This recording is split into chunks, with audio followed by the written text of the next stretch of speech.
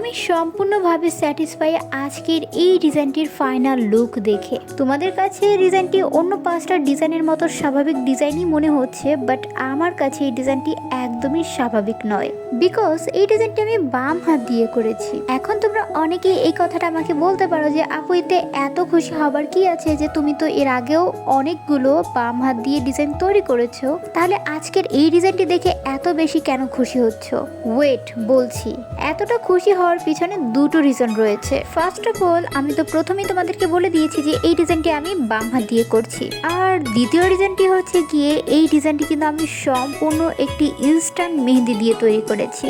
যারা ইনস্ট্যান্ট মেহেন্দিগুলো ব্যবহার করো তারা নিশ্চয়ই এটা জেনে থাকবে যে এই ইনস্ট্যান্ট মেহেন্দিগুলো দিয়ে ডিজাইন তৈরি করা কতটা ডিফিকাল্ট। তো সেই জায়গায় হচ্ছে গিয়ে আমি এই ডিজাইনটি বাম হাত দিয়ে তৈরি করছি, তাও আবার ইনস্ট্যান্ট মেহেন্দি দিয়ে। একটু বেশি তো খুশি